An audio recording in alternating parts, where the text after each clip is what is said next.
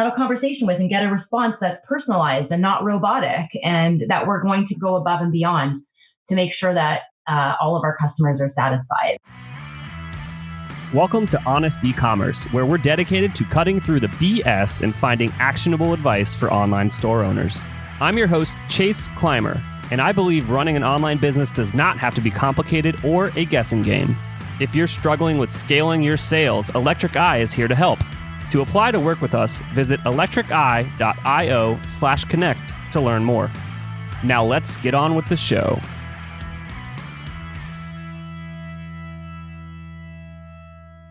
Hey everybody, welcome back to Honest E-Commerce. I am your host, Chase Clymer, and today we welcome to the show a very amazing woman. Marnie Consky is the CEO and, I love this, the Chief Anti-Chafing Champion at Thigh Society, a brand that makes high-saving underwear for women. So she's going to tell us all about that here in a minute. But first, before you were a Chief Anti-Chafing Champion, Marnie, what were you up to? What was the transition into getting into e-commerce like? Sure, Chase. And also we make thigh-saving underwear. I think you've said high-saving. So just so everyone's clear, we help to save thighs from inner thigh rub. You know what? I think I did say hi. I was speeding through that, and that's my apologies. All good. I could just picture people listening wondering, what are high-saving underwear? So I wanted to clarify. Before Thigh Society, I had a career that had nothing to do with retail, intimates, e-commerce. Maybe technology is a bit of a stretch, but I started my career off working at a consulting company, a large multinational tech consulting company, focusing in areas of human resource strategy. So helping to train employees on new systems, working to help the organization improve its customer service, helping the organization to ensure its employees were feeling engaged and fulfilled in their work, looking at things like performance management, all the sort of typical HR strategy type of roles. I had done that in the private sector and then went on to pursue some other roles in the government or public sector here in Toronto. And then I had the idea for Thigh Society, but decided to keep working in the corporate world. And that was in the capacity of a career center director for MBA students. So I was working to help MBA students' careers change. So helping them with writing their resume, refining their personal brand pitch, teaching them how to network, how to write a compelling LinkedIn profile, and essentially helping them with their job search. And so the idea for Thigh Society actually came about while I was still working. And I did start the business while working full time. Awesome. So you were doing a lot of storytelling, essentially, back then, helping people craft their brand. So did any of that translate over to the beginnings of Thigh Society? Yeah, I think it did. And I always had an entrepreneurial itch growing up. I always had thought that I might run my own company, but I never really came up with a really compelling idea that passed all of my devil's advocate tests until Thigh Society. So I think I had a business background with an undergraduate degree in commerce. And then I think that combined with some of my corporate work experience in terms of communications, working with senior people, trying to figure things out as a junior. I think, it was a sink or swim environment when I first started. And as an entrepreneur, it's kind of similar. You have to be very resourceful and you have to go out and be willing to find the information that you need, because when you're a solopreneur at the beginning anyway, you kind of are on your own in the sense of all responsibility falls on you to figure things out. So I definitely think that the early foundations of my career and then throughout some of those themes around storytelling, et cetera, definitely set me up for success as an entrepreneur. Absolutely. So there's a very specific question I want to ask of you there. So you have a more educated background than some entrepreneurs that I know. And now I want to ask the direct question here, that you think that you could have done this without that background through trial and error and just having that heart to be like, I want to win in this? Or do you think that you couldn't have done it without your education? So I think I definitely could have done it without my education. I think what college and high school, et cetera, prepares you to do is maybe more about being disciplined and teaching a little bit of self-discipline to complete tasks, but I don't know that necessarily the content of what I did in school necessarily helped me. And I've mentored many people over the years who've asked if they think that going back to school to do an MBA is necessarily essential, or if doing a Bachelor of Commerce is critical to being an entrepreneur. And I don't think so. I think you can learn a lot through doing. And I think if you're curious enough, you can basically find what you need without necessarily having that formal education. What I will say is I think my corporate experience and the fact that I had so many years under my belt as a professional probably accelerated some things for me, like my ability to communicate in writing, my ability to negotiate and have conversations with people where I wasn't really 100% sure of what I was doing. I mean, don't get me wrong, I have imposter syndrome, and I had it then and I still have it now. But I think it gave me a little bit of a more sure footing as opposed to, let's say, somebody just starting out right out of college and wanting to start their own business. So I think it's just a function of, with every experience you get in life, you tend to pick up things along the way, and you may not necessarily realize that you're picking those things up, but then suddenly they come in handy when you least expect them. Absolutely. I fully agree. You're talking to a college dropout on the other end of this line. Mm-hmm. So before we get more and more into this, let's talk specifically about the product so people can think about this within the context of what you're currently up to and what you're selling these days. So tell us a bit more about the product. Sure. So my products, our Thigh Society slip shorts, are essentially, in the most basic and simple of terms, they're a long leg boxer brief for women. That's the most simple way I can put it. And the reason that they exist is because women and men, but women in particular, for my product, experience thigh chafing. Thigh chafing is something that happens when your legs rub together, often bare-legged. You might be sweating, and through repeated friction, a rash might come about, which is extremely painful. I know a lot of people who run will say that they're very familiar with thigh chafing. So I had a problem as a woman whose thighs touched and rubbed together in the summer heat, in that I could never go bare-legged wearing just a dress or a skirt. I always had to have some sort of undergarment underneath what I was wearing. And the challenge 10 years ago was finding an undergarment that was essentially that, basic boxer brief for women. It did not exist. My only option were boy shorts, which is how, the Victoria's Secrets of the world will sell or will market underwear with a slightly bit of a leg, which doesn't actually cover with fabric most people's thighs. So that wasn't about a good solution for me. Or shapewear, which, many people are familiar with Spanx. They're long-legged undergarments, but they're quite compressing. So they're super tight and they're really not breathable, which makes them extremely uncomfortable and very hot, especially if you can imagine temperatures rising in the summer. And then the other option was shopping for men's long leg underwear, which, is not a great option because men's underwear have some extra fabric around, male parts, et cetera. And so they weren't necessarily built for or made for a woman's body.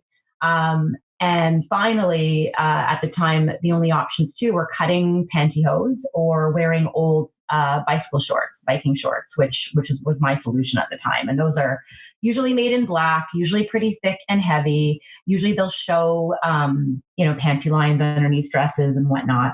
And so I really was just looking for a pretty simple solution. I really just wanted, if men could have their long leg boxer briefs, why couldn't women? Why couldn't we have something that was lightweight, breathable, moisture-wicking to, get rid of all that sweat that was accumulating and causing the rash in the first place, and be a one-stop underwear solution. So you didn't have to double up on layers like I was doing with my bike shorts.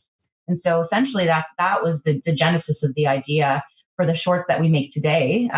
We've gone through a couple of different styles, introduced new fabrics over the years, but fundamentally the concept was a non-shapewear, long leg boxer brief that could prevent thigh chafing for women. Awesome. So you got this idea in your head and you're like, all right, this isn't out there. How long were you sitting on it before you were just like, I'm going to try this. I'm going to do this. Let's get some prototypes. Yeah, great question. So I, at the time, was doing a short stint in our provincial government, and it was the beginning of the summer.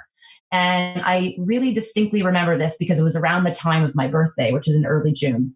And it was one of the first warm days of summer, or technically spring, I guess, by that point. I was going for my lunch break, walking downtown, and suddenly felt my legs rubbing together and was suddenly reminded of the rash that I had gotten in previous years. I had forgotten to put my shorts on because it was one of the first warm days, and I hadn't really gotten in the habit yet of wearing them for that summer. And so much of our seasonality here is cold in Toronto that it was really one of the first warm days. So literally, as soon as I got back to my desk from that lunch break, I went online, and this was 2008 at the time. So the internet wasn't, the online shopping capabilities that we have today weren't necessarily there back in the day. But I did spend some of that part of that day and then the next few weeks essentially searching the internet for a long leg short that wasn't shapewear for women. And I also spent some time going to some of the local boutiques in Toronto, as well as some of our bigger department stores, and looking to see if I could find this product that I was looking for. And online, I was able to find one or two examples of something close to what I was looking for, but they were only made by companies who were tailoring to specifically a plus size clientele. So really sizes, I think if I recall correctly, it was a size 18 plus. So at the time I was a size 8 or 10. So that wasn't going to work for me. So I spent the better part of the summer literally asking every woman I came into contact with whether or not they experienced thigh chafing and what their solutions were, because I was really just looking to find out, maybe someone else knows about a solution that I don't. Maybe some women out here have another idea that already exists, and I just can go by that. So I did spend I spent from June through August, essentially continuing my internet searches and speaking to people, and ultimately decided at the end of the summer, after failing to come up with anything and find anything, and I'm a pretty good researcher, I have to say, and I'm pretty, I can go pretty deep into some searches online, and I knew there was really nothing. And so I made the decision in August, together with my husband, of course, because we have a mortgage and needed to make sure that this was a realistic possibility. I actually made the decision to take some time off to fully explore the idea. I wound up going back to full-time work 6 months later, but it was during those 6 months that I spent again, speaking to everybody I could come into contact with and ask if they had thigh chafing issues, and then started trying to find out who I knew who had experience in manufacturing, specifically either in garments or in intimates, in women's intimates. And I tend to be a pretty chatty person. So I was, telling people at the gym what I was working on. At the time, I remember being, by the way, I know some people are probably wondering, should you share an idea that you have, or are you worried that someone else is going to copy you? And at the time, I remember being cautious that I didn't want to be too vocal about it, because I didn't want someone to come and, run in and quote, steal my idea. But the reality is most people don't have time, even if they wanted to copy you. Oh yeah, absolutely. Right? Like people have other commitments, and no one's running out and like launching your new product the next day. I want to interrupt you there just to give you some more information on that. So when you're talking about a consultant like me on the other end of that, when it's a startup and they ask for like a non-disclosure when they reach out to you about their idea, it tells the consultant that they're very new to the game, because they don't understand that nobody has time to steal that idea. Nobody's as passionate as you are. So here's a word of advice out there. You think you have a brilliant idea. No one's going to work as hard as you are on that idea. And NDAs are pretty hilarious once you look into the legal ramifications of them. I'm not a lawyer. This isn't advice. Definitely talk to a lawyer, but yeah, NDAs are pretty dumb in this line of work, because especially for me, I work with e-commerce brands every day. Like I can't sign an NDA. Right. Exactly. Yeah, totally. So, I think you can be cautious about it. You don't have to spill all of your secret sauce, but like giving somebody the basic outline of what you want to do isn't going to be a recipe for a copycat. Exactly. Right. So I was fortunate that I was a chatty person, and I happened to work out with a guy who I never knew what he ended up doing. But when I actually revealed what I was looking to do, which was to build this, make this anti-chafing short for women, I found out that he was actually the production manager for Nike Canada, for all of their domestic production. So what a great contact to have. So he had introduced me to a few of his contacts here in Toronto who were amenable to smaller minimum order quantities, which was certainly a concern. And essentially introduced me to that factory, which is where I met a pattern maker and at the time, a really great team who was willing to help me prototype and build what it was that I was looking to do as I explained it. Also, by that point, I should mention, so I had done a few online surveys and posted in some forums. I guess I'm not on Reddit now, but they probably would be like the precursors to Reddit, where I essentially asked in some groups where I thought I would have an audience for this product, if you could wave your magic wand, what are some of the key features of this anti-chafing short would you want? And so I was able to collect a lot of feedback from real women, from those informal surveys that I could then take back to help inform my decisions on fabric selection, size range, styles, waist height, leg length, and that sort of thing. And so it was during those 6 months that I was working on the prototype. Essentially, I found at the same time through my network, a couple of places here again in Toronto who would source fabric. At the time the first product that I launched with was very different from what we make now. It was a cut and sew short made from fabric that we had purchased that had been already produced overseas. And then we brought it to our cut and sew factory here and would sew it together. But essentially, working through to get to that first prototype, I had gathered together a group of friends who were my testers, my wear testers, and would give each of them a few pairs. At the time, it was also still winter. Well, it was winter here in Canada. So I asked some friends if they had friends in hotter US states, like in Vegas at the time, in Florida, and shipped off some samples to women over there so they could actually test the shorts in warm weather. And essentially went through a few rounds of prototyping before we landed on the final sizes. And then that's when we were ready to go into production.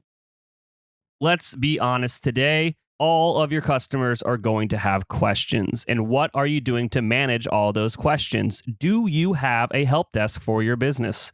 One of our sponsors of today's episode is Gorgias, and Gorgias is the #1 rated help desk for e-commerce. It integrates seamlessly with Shopify. We have installed it on a bunch of stores. It's also used by brands like Movement and Rothy's. And what it does is it takes all of your customer insights and information, brings it into one amazing dashboard so you can solve their problem as quickly as possible. If you want to give Gorgias a try, visit gorgias.link/honest. That's GORGIAS.LINK/HONEST to get your second month free. Oh my gosh. So I can just tell from that story that I understand how you found this success because you inadvertently did everything right.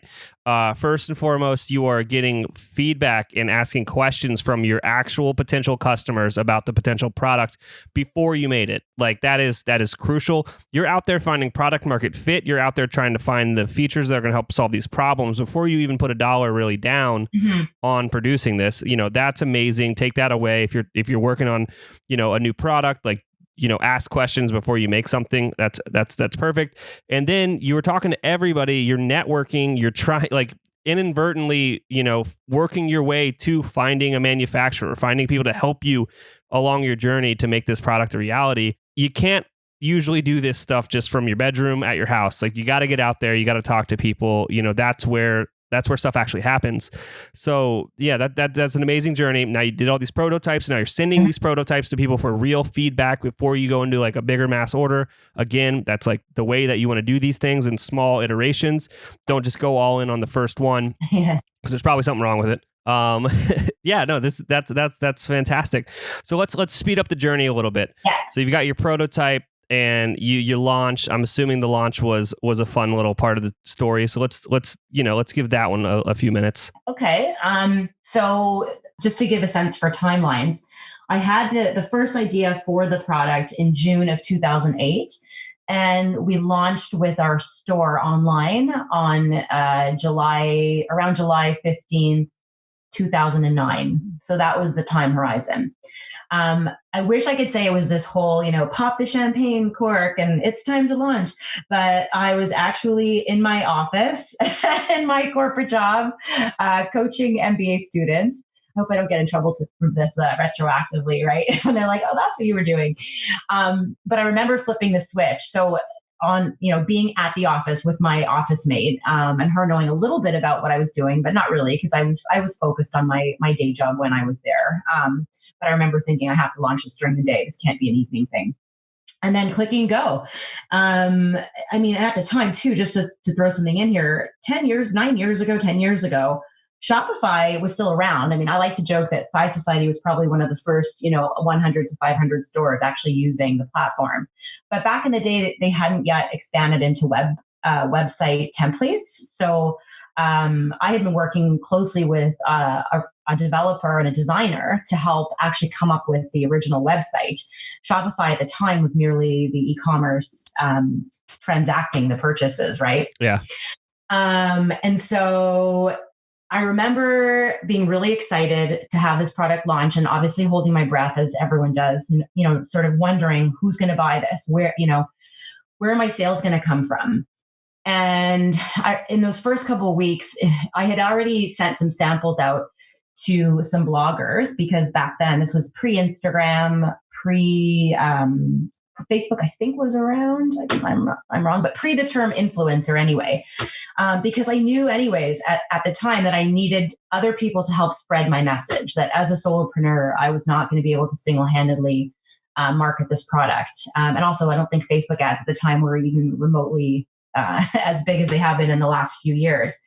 And so I had seen some orders coming in.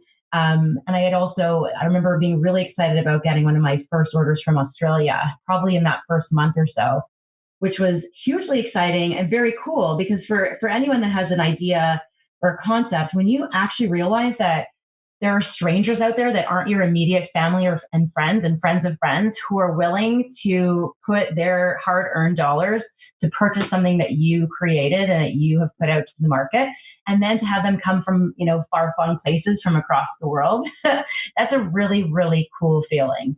And that's never gone away for me. I still get jazzed when I see where our orders are coming from. And, same thing when we get customer feedback about how our product has change someone's life, not to sound all dramatic, but it's true. Our product really gives women the freedom to wear what they want with confidence. Whereas before they were forced to either abandon all hopes of wearing a dress in the summer, or they had to squeeze into shapewear or wear, less than perfect solutions. So, it still gives me, I'd still say I'm as excited as I was during those first few weeks of launching Thigh Society back in July 2009 as I am now. Oh, and now let's do a big jump forward. Let's talk about today. Can you share whatever you're comfortable with sharing about, kind of just to speak to the success of the brand and how you guys have grown from, that initial launch in a boardroom where you probably should have been working? Yeah. I think fundamentally Thigh Society grew in two ways. We grew through the help of what are now known as influencers. Although, again, back in the day, like I said, I would literally send product to bloggers, ask them, if they liked it, to write about it, and then they would write about it, and that traffic would be sent to our site, and we would get sales. Like, life was very simple for the first few years. Same thing with editors of major media publications, etc. So I think the world has changed a lot in terms of marketing and advertising, and being an influencer now is a career path for some people. So it's, we've obviously changed our approach as time goes on in terms of investing more in paid advertising, whether that's through collaborations with some influencers, but mainly working on Facebook and Instagram ads, focusing now a little bit more on our email list and building our community. But I do think fundamentally one of the sort of, maybe it's our secret sauce, I don't know. We presented our customers with a solution to a problem that they had from day one, and a solution to a problem that many women were shy or embarrassed to talk about because they felt like they were the only ones with this problem, or they felt ashamed of their body because their thighs chafed. So we were talking about body positivity literally since day one. Because this product, I used to say it was a really niche product, but now as time has evolved and, some other companies have started doing some similar versions, people are coming out of the woodwork and saying, people of all sizes, women and men, saying, hey, this is a real problem. And this has nothing to do with what you weigh or what your size is. This is an unfortunate problem of the human body. So I think, I've always tried to take the approach of being very real with our marketing and very matter of fact, taking the stigma out of thigh chafing and being a little bit lighthearted with our messages and our marketing. And I think a lot of that's maybe in line with my personality. I happen to love a good pun. I love laughing. I like to have a good time and have fun. And I wanted to bring some of that lightheartedness to the brand. For a problem that can be quite serious and it's very painful, but give women the sort of freedom to be able to say, you know what, there's no shame in this. This is a totally normal problem, and here's a product that's going to solve my problem. So I think that has carried over in all of our marketing efforts over the years, and that has been what sustained us as a brand. Not to mention, obviously, the quality of our products and how they perform and do the job we say they're going to do. So I normally ask people that are, on kind of coming with like a more founder's approach, like what the biggest win is. But obviously yours is just having an amazing product idea. I think that might be the biggest win. So let's do the flip side of that. What was the biggest stumbling point in building the brand and over those 10 years? Like what would you want to kind of help avoid other entrepreneurs from doing and when they're building their business? Oh, there are probably so many. I'm trying to think of one that would be the most value add. So I think, a couple of things. And I think anyone can learn anything. I will say that. So what I mean by that is if I didn't believe that I could learn about e-commerce and learn about how to manufacture a product, I would have just thrown in the towel before this became anything. So believe that you can access the information that you need in order to get better. But you also have to be interested in what you're doing in order to keep going. Because like I said at the beginning, especially at the beginning when you're a solopreneur, you can't really lean on other people to do the work for you. We didn't talk about this, but Phi Society's been self-funded since day one. And I was just very passionate for me about, not wanting to owe money, not wanting to go out and raise, millions of dollars in capital, and because it just wasn't how I wanted to run my business. But I was very clear on that from the beginning, and I knew for me what that would mean. And that would mean slower growth. That would mean taking on more of the responsibilities at first by myself rather than being able to hire out and grow a big team. And being, more cautious with the growth in terms of inventory that I could purchase. So I would say, being very clear about some of those things when you're first starting out is important, because you're not going to go from 0 sales to $100,000 in sales or whatever your goals are for your, first few years. It's not going to happen overnight. And then secondly, I would say, I guess maybe sort of related to that is I was often given advice. Everyone likes to give advice, especially to new entrepreneurs. I'm giving it right now. But I think you have to sort of, again, stay true to what you believe will work best for you. And so to give an example, in my case, is many people when I first started were suggesting that I could not achieve success with just one product. And we right now have on the site, we sell 2 products with 2 different rises, and we have several more in the pipeline that we're launching this spring. But for the better half of the first 6 years, I had one product. I had one slip short that I offered at the time in 4 sizes. And people would look at me like I was crazy. Like, you have to expand. And why don't you make tank tops? And why don't you do different, leggings? And people were telling me that I wouldn't achieve any sort of success, especially with wholesale, which I actually didn't end up pursuing. They said you're never going to be able to get people to continue to buy if you only have one product. And I said, what I'd like to do is become really, really, really, really good at one thing, build an audience from that, and then start expanding my product line. So I'd like to do something really well, make a product that is really competitive in the market, that really does what it says it does. And then as I learn through hearing from customers about what they want, that's when I'll start to introduce new products, rather than just sort of throw all caution to the wind and just go out with a full product line, which some people do and are very successful at. But I wasn't willing to take on that sort of risk. So I would say, I stayed true to myself and how I felt, which was for me the right thing to do in terms of how I wanted to grow and run the business, was really sticking to that one product or two products to start and to grow very slowly, in spite of what people were saying. So I don't know if that answers the question. Oh, no, it does.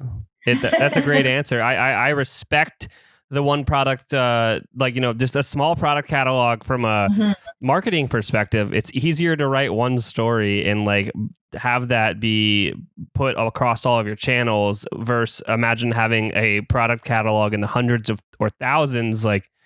How are you going to, there's no time in the day to write 100 different stories or 1,000 different stories and build kind of a funnel that makes sense for that. But when it's small, you can really hone in on it and press the right buttons and really tell the right story that's really going to help with your sales. For sure. I mean, and also learning, right? The more SKUs you have, the more of a world of hurt that you're in, right? Especially when you're dealing with different sizes. For me, I have to really be very deliberate in my forecasting and, try to guesstimate based on what sold last year and what sizes and what colors and what styles, and if you were to jump in right away and try to do all of that at once, I chose to take a slower direction to learn as I went. I don't know, maybe I would speed things up if I was starting the business again now, but I don't know that it would look drastically different. Yeah. I mean, I think one thing I see all the time with young entrepreneurs, just the way that they present their product line on, say, a Shopify or whatever your store is, it doesn't really matter. They maybe don't buy into, per se, the expanded product line, but there's oftentimes I see a bunch of, they see this so much that they'll have their core product and then they'll have all the ancillary stuff that goes along with it, value adds, or, you're going to need to replace this and that over time, whatever. But when I get to the website, I'm confused. What should I buy first? What is your product? What is the MVP? That should be front and center. Everything else should be kind of tucked back. So I'm not confused, because once you confuse me, you've lost that sale. Totally. Yeah. Keeping it simple. We often forget as entrepreneurs what it's like to be on the other side. I think that's whenever I'm not sure how to approach a problem, I always think about it from the perspective of my consumer. What is she thinking? What is she looking? How is she looking at this site? How could she be interpreting this story? And that sort of thing. Absolutely. Now, is there anything that I haven't asked you today that you think that would be worthwhile sharing with the audience? I would say maybe I wanted to touch upon another guiding principle that I've had since day one, and that's the focus on our customers. And I think that is something that every entrepreneur should have top of mind. I remember years and years ago reading Tony Hsieh's book, who is the CEO of Zappos. And he had a book all about how Zappos approached customer service. And this was back when what they were doing was pretty revolutionary, right? And I remember some chapters that stood out to me where employees at Zappos were given discretion to go above and beyond for their customers, to surprise and delight customers. And one example was I think someone wrote in that they had a problem with their shoes, but they couldn't return them because they had a funeral to go to. And the customer service rep essentially sent them a sympathy card or something. Another one was where they delivered a pizza to someone's house. The memories are, sorry, I'm a little fuzzy on the details, but I remember reading that book and thinking, holy crap. Sorry, I don't know if I can say that on your podcast. Thinking, wow, that is amazing. What kind of customer experience is that? And if I were that customer at Zappos, I would just be blown away by the fact that a big company would treat me that way. And it really impacted me. And I also am very passionate about customer service in my day to day. I'm very conscious when I'm at a restaurant or at a store, what kind of service I'm receiving. And I like to pay attention to those details. And so for me, I carried that forward into the business, and my customer service team knows that. And we all, we play by those rules, which is, we want to make our customer happy. And I should point out, we have a product that is women's underwear. So for hygiene reasons, we can't really take returns on this product. But that shouldn't preclude us from being able to have satisfied customers who want to keep shopping with us and coming back for more. And so fundamentally, with everything that we do in terms of how we communicate, whether it's through, customer service tickets or through social media or email, we always try to make the customer feel like we are there to help her solve her problem. And I don't see how you can go wrong with that. I know some people will say, yeah, but there are sometimes some bad eggs out there and they may try to take advantage of you. and get free stuff or get discounts. And to that, I would say, yeah, there probably are some people out there that try that, but they're not in the majority. And especially with our customers, we have the most incredible customers, who share their feedback, who write reviews for our products, who comment on our posts. And we want to continue to help foster that community and make them feel like we're a brand, but we're also, a brand that you can be yourself with and that you can have a conversation with and get a response that's personalized and not robotic, and that we're going to go above and beyond to make sure that all of our customers are satisfied. And I think that's something that every entrepreneur could do well to keep in mind, as well as tacked on to that is recognizing that in all of our marketing efforts, we want to make sure our customers represented. So, back to my earlier point about body positivity, we are conscious that all of our creative, when we are posting, whether we're doing photo shoots and posting shots from that or lifestyle shoots, that we make sure that we have different body types represented, different ages, different abilities, different ethnicities, because our customers represent that, that array. And so we want to make sure that we're obviously continuing to represent them in our marketing too. That's some sage advice right there. There's a whole lot of gold there. Honestly, I love talking to the app community. I love talking to other experts, but anytime I'm talking to founders on this show, it's so much gold. I'm glad. Awesome. Marnie, thank you so much for coming on the show. Thank you for having me. I've enjoyed it. I cannot thank our guests enough for coming on the show and sharing their journey and knowledge with us today. We've got a lot to think about and potentially add into our businesses. Links and more information will be available in the show notes as well. If anything in this podcast resonated with you and your business, feel free to reach out and learn more at electriceye.io/connect. Also, make sure you subscribe and leave an amazing review. Thank you.